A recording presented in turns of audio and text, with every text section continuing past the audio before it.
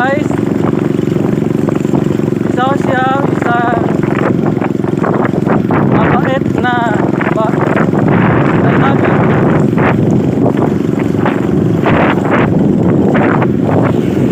So guys, na lagay mo kami sa vlog para sa lahat ng mga tao na nag-imo kami sa mga drama or story about sad, love, buhay.